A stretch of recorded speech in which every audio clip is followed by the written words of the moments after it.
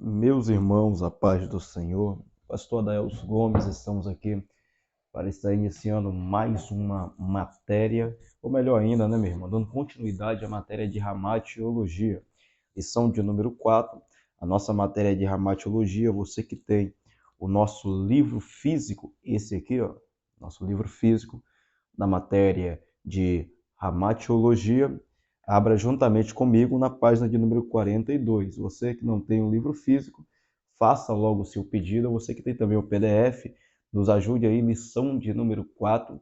E vamos que vamos dar continuidade a esta matéria tão abençoada que é a matéria de ramatiologia.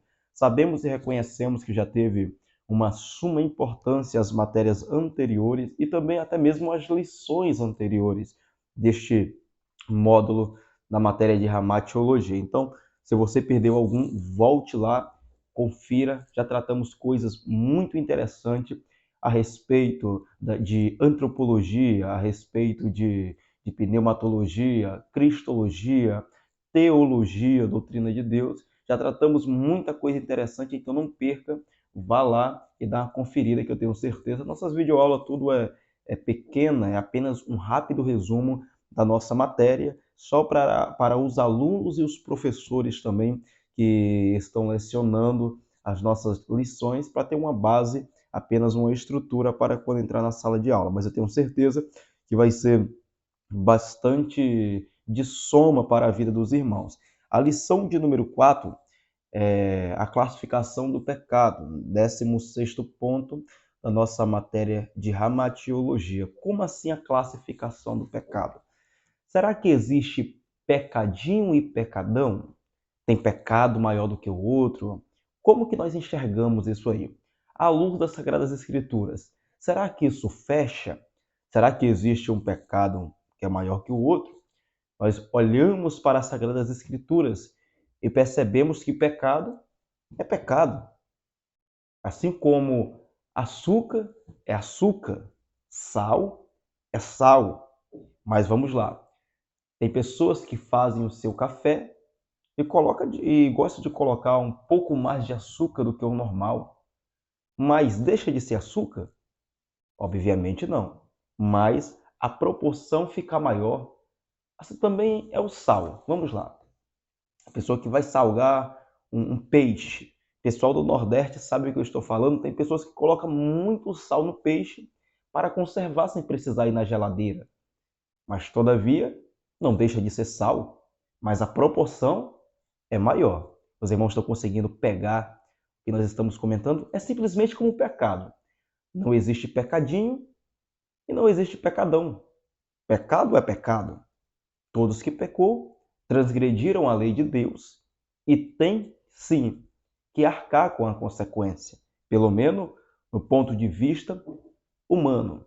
E isso aqui que nós iremos comentar também rapidamente, dando um resumo deste conteúdo abençoado da matéria de ramatiologia. Vamos lá. A classificação do pecado. Os nomes e graus de pecado. Não queremos aqui classificar vários tipos de pecado, no sentido do mais ou menos rigoroso. Não, nada disso, tá, meus irmãos? Isso é feito do ponto de vista social e também alguns ensinos teológicos, alienados de Deus, têm procurado de alguma maneira amenizar a natureza maligna do pecado com as suas interpretações, e sim, do ponto de vista bíblico, teológico ou sistematizado, pois, do ponto de vista divino, de observação, toda iniquidade é pecado e ponto final. Mas devemos também ter em mente que as Escrituras reconhecem a existência de diferente grau de culpa. A Bíblia também reconhece vários graus de sofrimento de acordo com as obras que cada um praticou. Ezequiel, capítulo de número 32, versículo de número 17. Vamos lá. Ela reconhece a diferença entre a culpa de pecados cometidos devido à ignorância e os praticados à plena luz da consciência. Isto aqui, meu irmão, é uma diferença muito grande, tá? Vamos lá. Neste sentido, o grau de culpa corresponde ao grau de conhecimento que a pessoa tem. Para iniciarmos, a Bíblia deixa com clareza que a quem mais é dado, mais é cobrado. Eu sei, você completou aí. A quem mais é dado, mais é cobrado. Tem pessoas que cometem pecado pela sua inocência. Diz as Sagradas Escrituras também, lá no Antigo Testamento, o meu povo, ele peca por falta de conhecimento. Eles não conhecem a minha vontade, eles não conhecem o meu querer. E muitos têm pecado, em especial em nossa geração, porque não conhece, meu irmão, e não sabe separar o que é certo e o que é errado. Em um mundo a qual colocamos tudo basicamente em uma bagagem só, queremos levar empurrando pela barriga. Só que não. As Sagradas Escrituras nos ensinam o que é andar de conformidade com a vontade de Deus. Vamos lá, meus irmãos, é apenas um rápido resumo. O pecado de Adão foi grande. Meus irmãos, nós temos o patriarca e a matriarca da humanidade, Adão e Eva. Foi o que cometeram basicamente o pecado mais destrutivo para a humanidade. O pecado de Adão e de Eva trouxe a consequência para toda a sua geração. Trouxe a consequência para toda a sua semente. Trouxe a consequência para todo mundo. É interessante de se entender que Adão e Eva, eles não eram hebreus. Eles não eram israelitas.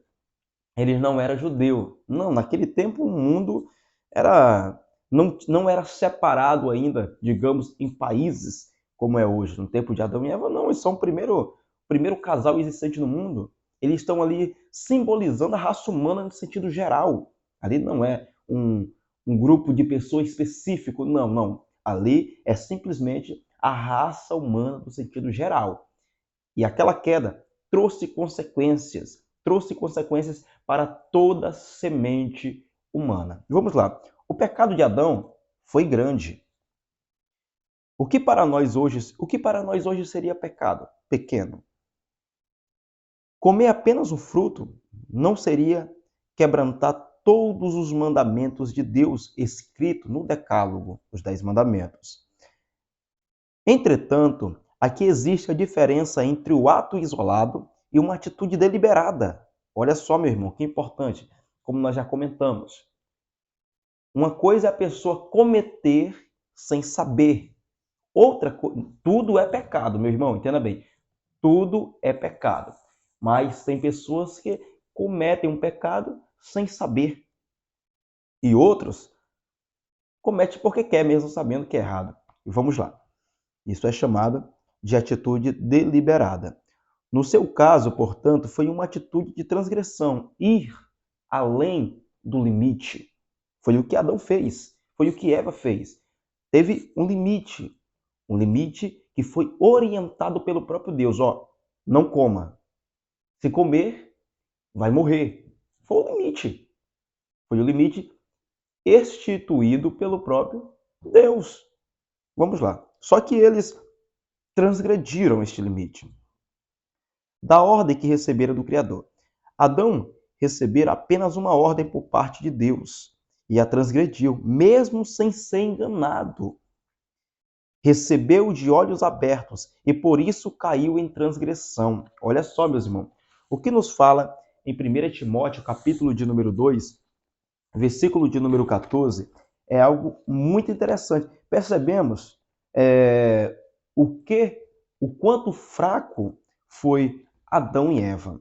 Meus irmãos, de acordo com as Sagradas Escrituras, não tem provação maior do que nós podemos suportar. Obviamente, Adão e Eva poderiam suportar sim. A serpente não colocou uma faca no pescoço dele e falou, eu te obrigo. Como? Não, meu irmão.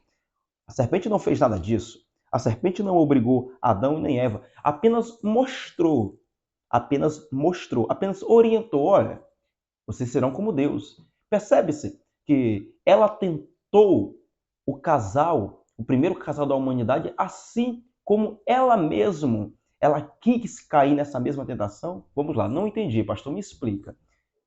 Você percebe que o grande erro de Satanás foi querer ser semelhante a Deus? Subirei às estrelas e serei semelhante ao Altíssimo. Você percebe que ele quer ser igual a Deus? E iludiu Adão e Eva para que, quem sabe, entre aspas, ser igual a Deus também. Vocês serão semelhantes ao Altíssimo, conhecedor do bem e do mal. E aí que está o erro, meu irmão. Ele sabe que ninguém pode ser como Deus. Mas, todavia, Adão e Eva caíram nesta grande mentira. 1 Timóteo capítulo 2, versículo 14, nos diz assim. 1 Timóteo capítulo 2, versículo 14. E Adão não foi iludido. Olha só que coisa interessante. Mas a mulher, sendo enganada, caiu em transgressão. Você percebe como a Bíblia é clara. Por mais que ali encheu-se os olhos da mulher, aquilo tudo, e ela acabou pegando o fruto e comeu. Adão foi iludido quando? Quando que você vê a serpente, ou até mesmo Eva, falando, olha, aqui está as qualidades de você comer. Você vai ser assim, assim, assado, não. Para Adão não precisou fazer isso. Quando foi oferecido, a primeira coisa que ele fez foi o quê? Pegou, comeu. Seus olhos se abriram para o pecado. Então percebe-se que não precisou nem iludir Adão. Foi um pecado deliberado. Ele fez porque quis. Ele cometeu porque quis. E ponto final. Vamos lá. Atos e atitudes. De acordo com os rabinos, as escrituras descrevem cerca de 374 atos ou atitude em que uma pessoa pode vir a transgredir a lei divina. Torna-se impossível, portanto, mencioná-lo, obviamente, torna-se impossível, portanto, mencioná-lo todos aqui neste argumento. Mas, contudo, procuraremos mostrar pelo menos aqueles que ficaram mais conhecidos por sua transgressão, por sua agressividade, a moral conservadora e a santidade divina. Acredito que um dos pecados mais conhecidos, não muito bem expostos, mas mais conhecido, é sobre o Espírito Santo. Pecar contra o Espírito Santo. Nós já mencionamos em algumas aulas anteriores a respeito do pecado ou da blasfêmia contra o Espírito Santo. Já percebemos isso tanto na matéria de teologia, doutrina de Deus, quanto também da pneumatologia, doutrina do Espírito Santo. Então retorne lá e dê uma rápida conferida, tá mesmo? Você não vai perder nada, muita coisa para somar na tua vida. Existem certos ensinamentos que descrevem o que seria a ser pecado contra o Espírito Santo. 6 pecados em geral foram enumerados pelos teólogos da era medieval. Vamos lá. Que podem ser considerados por eles, de modo específico, contra o Espírito Santo. Embora se diferencie do pecado que Jesus Cristo descreveu como sendo contra o Espírito Santo, os 6 pecados são os seguintes: desesperar da própria salvação, confiar presunçoriamente na misericórdia de Deus, atacar as verdades aceitas pela igreja, invejar o bem espiritual dos outros, permanecer obstinadamente em estado mortal e, por fim, a impenitência final.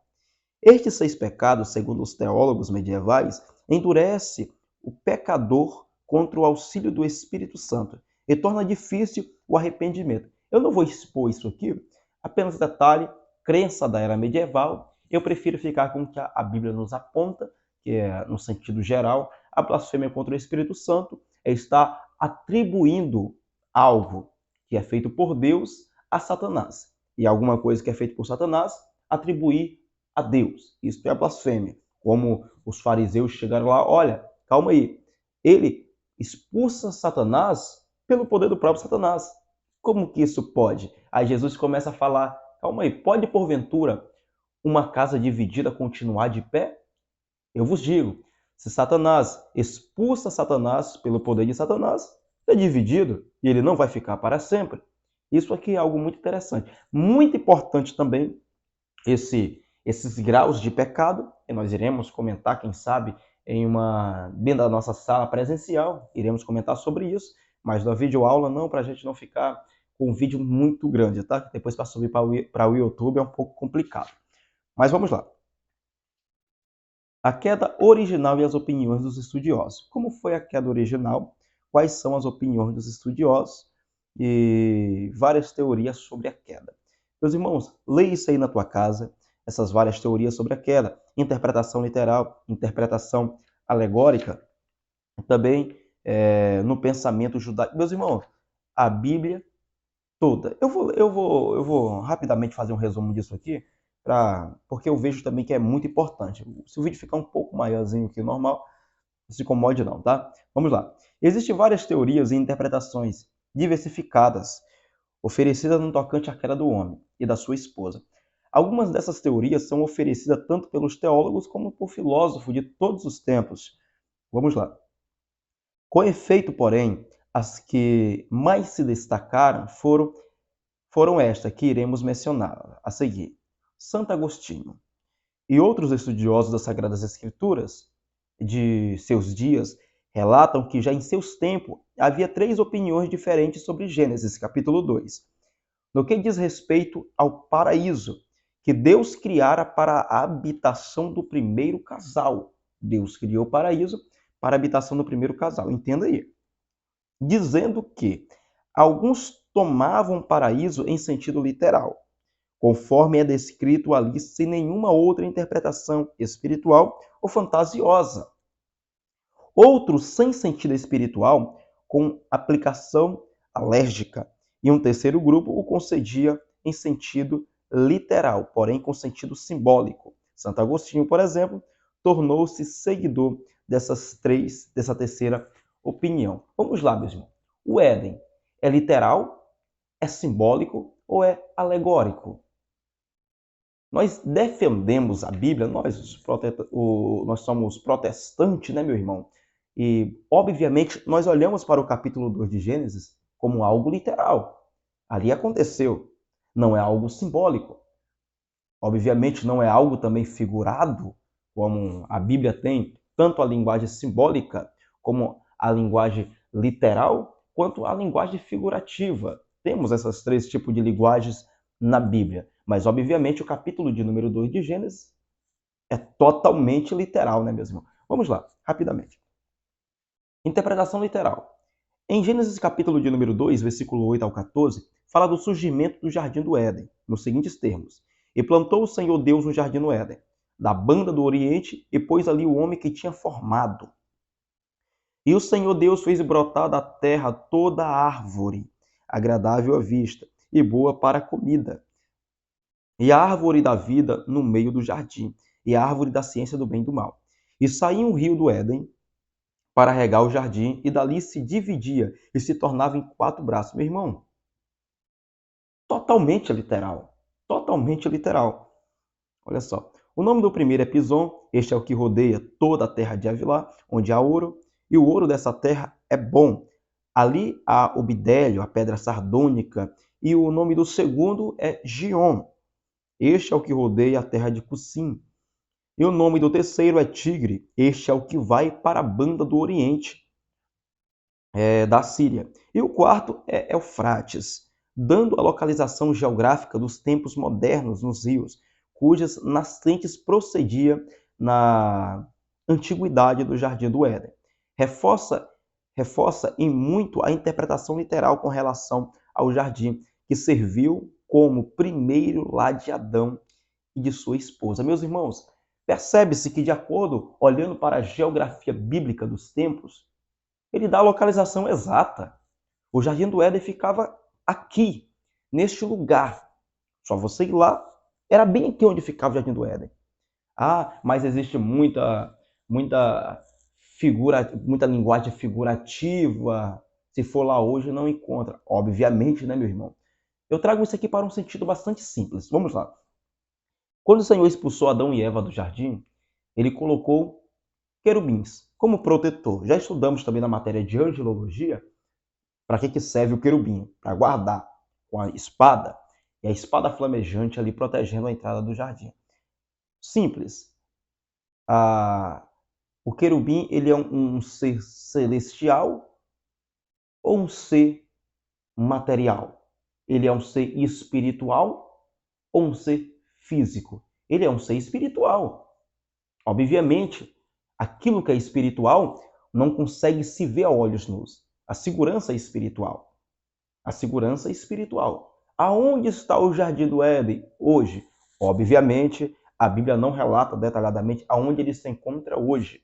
Mas se a proteção é espiritual, obviamente, meu irmão, Uma pessoa com olhos nus, com olhos carnais, não vai conseguir enxergar. Diferentemente do que muitas pessoas acreditam, não tem como eu ver um anjo e tirar foto dele. Não tem como eu olhar para o céu e ver o céu de Deus e tirar uma foto dele com a maior tecnologia que... Não. A maior tecnologia que existe no mundo. Não tem como, meu irmão. Isso é algo espiritual. E, obviamente, a proteção sendo espiritual, olhos nus não conseguem ver. Isso você pode ter certeza. Vamos lá. Interpretação alegórica. A interpretação puramente alegórica ou simbólica vê na queda a imagem de certas experiências psicológicas ou morais universalmente humanas, não próprias, portanto, do estado original do homem. É nesse sentido que, para muitos, a narrativa da queda é um mito. Conforme Kungel e outros, se trata da passagem do indivíduo humano do estado da inocência, que caracteriza sua infância inconsciente e despreocupada, para o estado adulto, caracterizado pelo conhecimento do sexo e pela consciência da falibilidade humana. Conforme essa explicação, porém, não haveria nenhuma queda, mas trata-se do desenvolvimento normal, natural e necessário do homem. Além disso, Gênesis capítulo 2, versículo 19 ao 23, mostra que para o autor, o primeiro homem antes da queda não era de nenhum modo uma criança. Outros colocam o sentido da narrativa da queda no plano religioso, a saber, na descoberta do homem de estar separado de Deus pela sua própria vontade, mas a caracterização de Abel, Enoque e Noé como justos evidencia que, segundo o autor, nem todos os homens têm pecado pessoal. O que essa explicação supõe, se para o hagiógrafo Abel e Noé sofreram as consequências da queda, isto é, a morte, então isso deve ser porque ele considerava a queda como um fato não puramente individual, mas coletivo, tendo consequência também para que nela não teve culpa pessoal. Outros ainda veem na queda um fenômeno social, o desenvolvimento da cultura material. Mas Gênesis capítulo 4, versículo 19 ao 22, exclui que em Gênesis 3 o autor tenha pensado no progresso material do homem. Meus irmãos, vamos lá. Isso aqui é muito importante, fazer apenas um rápido resumo. Isso aqui é algo muito nítido. Existe a visão literal, figurada e simbólica. O Éden, ele é totalmente literal. Por quê? Por causa da localização. E outra coisa, vamos lá, na visão simbólica. O autor da presente crença, não é o autor da revistinha, tá? Mas o autor da presente crença, ou os autores que assim creem, eles apontam como se o desenvolvimento que vai acontecer no Éden, está ali a serpente oferecendo fruto, não aconteceu nada disso no ponto de vista simbólico ou no ponto de vista figurativo, mas ali apenas uma mudança no desenvolvimento humano. Vamos lá. Ele é apenas uma criança inocente. Está ali vivendo uma inocência. Quando ele come do fruto que não era para comer, então ele sai da classe, e isso está apontando para um símbolo, isso está apontando para uma linguagem figurada, melhor falando, é porque ele para de ser uma criança para se tornar num homem adulto. Isto é, ele conhece o sexo, ele conhece o problema da raça humana, traduzindo. Nesse ponto de vista, não existiu queda no Éden, no sentido de comer o fruto da tentação, não existiu nada disso. Mas isso nós percebemos que é um grande equívoco, porque a Bíblia nos mostra com clareza que o primeiro homem não foi criança. Sim, já foi formado adulto. Então não tem como, isso não passa no crivo bíblico, tá bom, meus irmãos? Isso aqui é muito importante. No pensamento judaico, leia isso aí, a árvore da ciência do bem e do mal, leia isso aqui, que é muito importante, meus irmãos.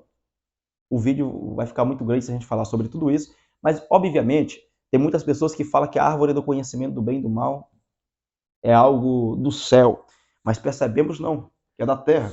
Como que algo que é da terra está no céu? Vamos lá, meu irmão, a Bíblia fala com clareza que ela é da terra. Nós olhamos para ela e percebemos que o Senhor, em Gênesis capítulo de número 2, se eu não me engano é versículo de número 8, vamos lá. Gênesis capítulo de número 2, versículo de número 8. E plantou o Senhor Deus um jardim no Éden, na direção do Oriente, depois nele o homem que havia formado. Do solo, olha só, do solo fez o Senhor Deus brotar toda sorte de árvore, agradável à vista, e boa para alimentar.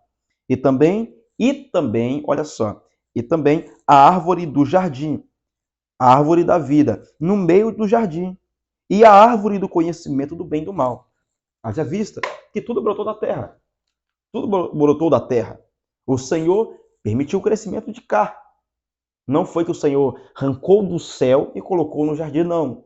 Ele permitiu, simplesmente viesse nascer do solo terreno. E até então, paraíso, lugar perfeito. Vamos lá. Muito importante.